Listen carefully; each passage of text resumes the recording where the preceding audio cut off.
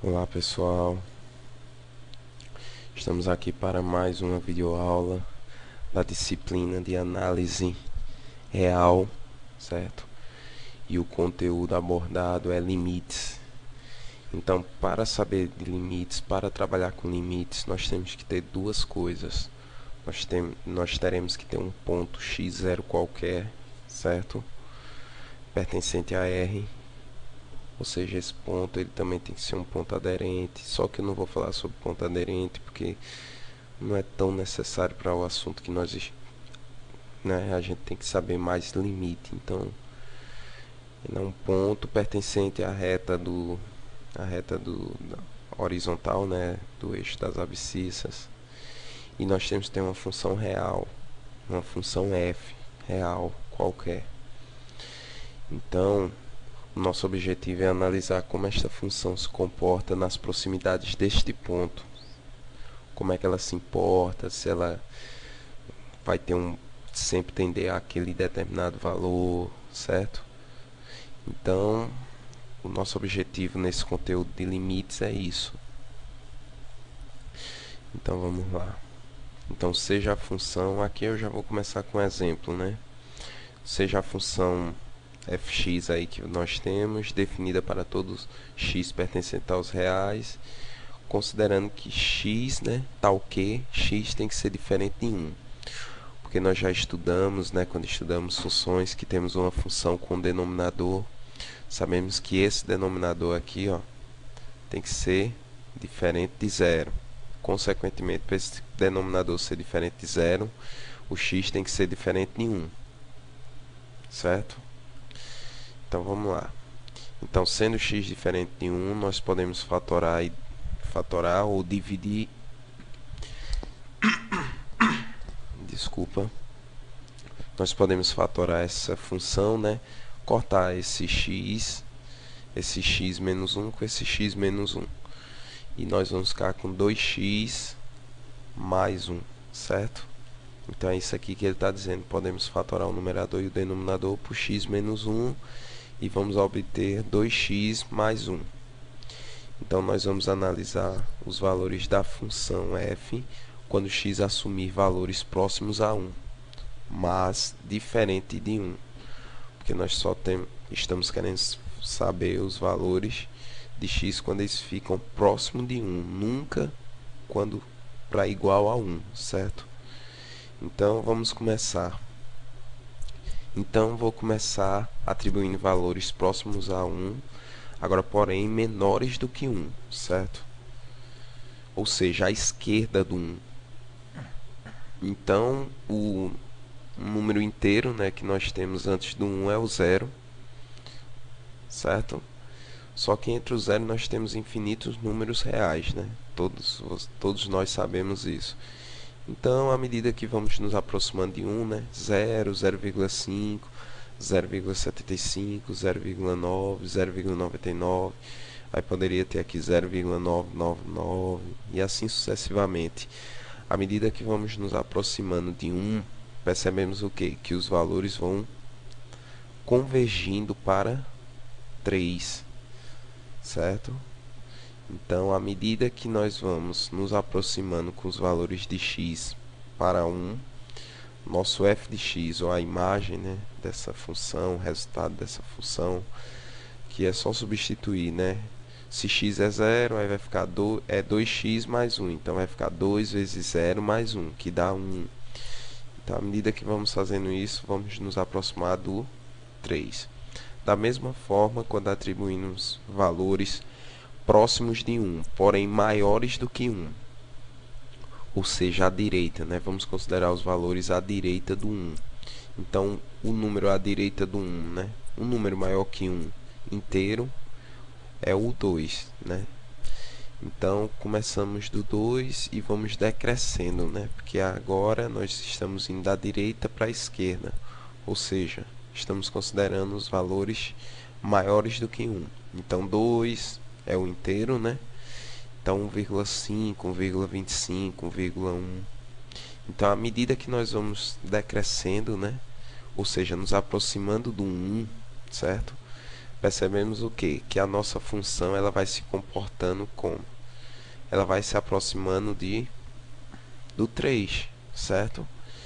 Então, nós podemos concluir que à medida que os valores de f de x, né, se aproxima de 1, f de x aproxima-se cada vez mais de 3, certo?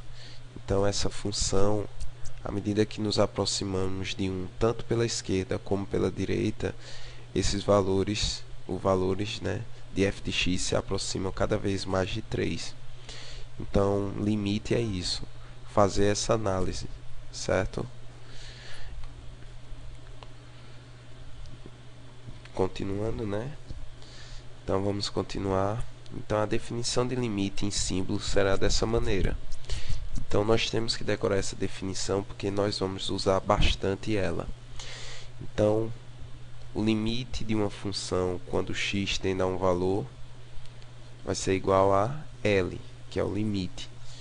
Então, isso acontece somente se para todo epsilon maior que zero existe um delta maior que zero, tal que esse delta seja maior do que x menos a e maior do que zero. Então, isto implicará que f de x menos L, f de x é a função, menos o limite, em módulo, será menor do que epsilon.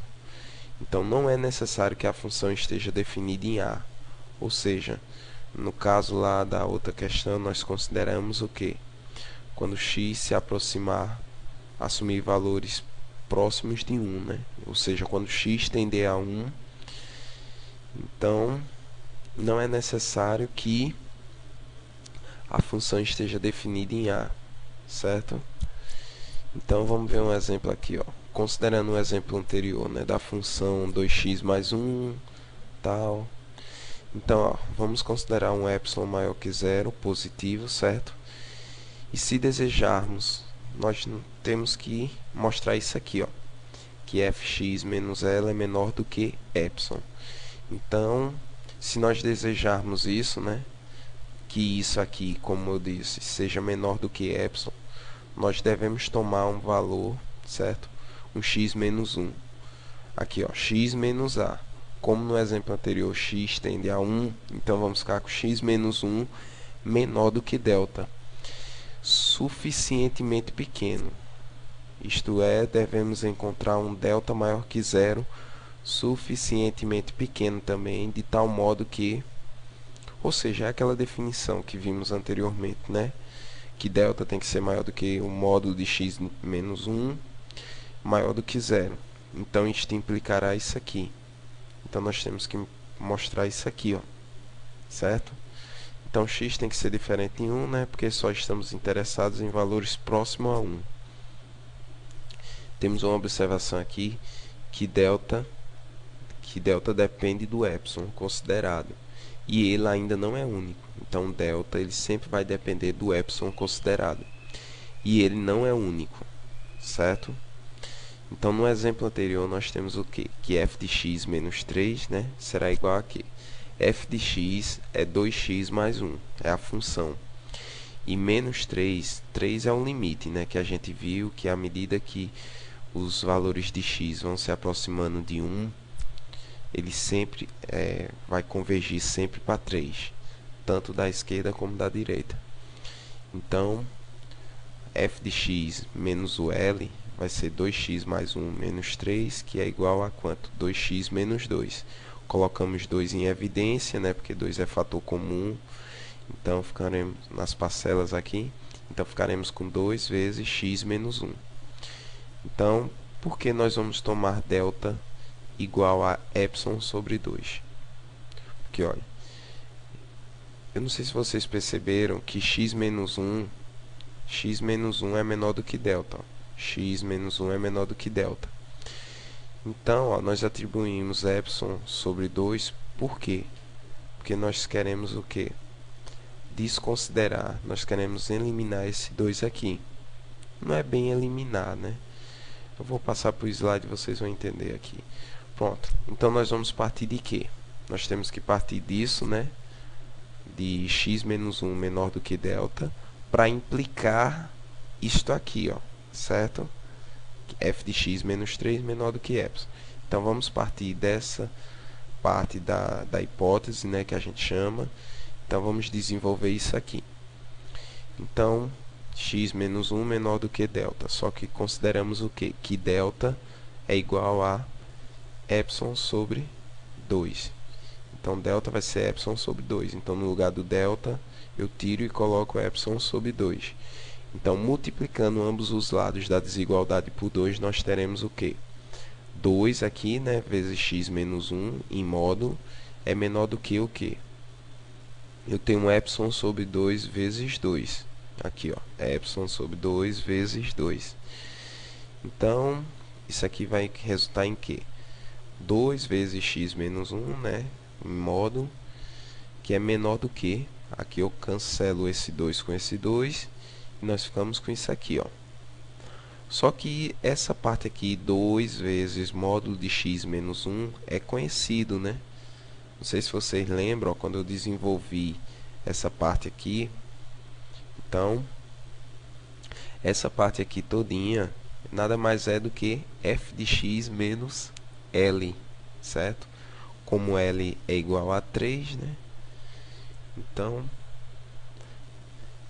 temos que isto aqui é menor do que epsilon, né? Pelo desenvolvimento, nós concluímos isso. Então, chegamos na tese que a gente queria demonstrar, não é? Aqui, ó. A gente não tem que demonstrar isso, então conseguimos demonstrar isso. Então, logo, o limite de f de x, quando x tende a 1, será igual a 3. Então, usei a definição para demonstrar esta situação. Então, pessoal, eu vou dar uma pausa, né? Na próxima videoaula nós continuamos com o assunto, certo? Então, bons estudos e até a próxima videoaula.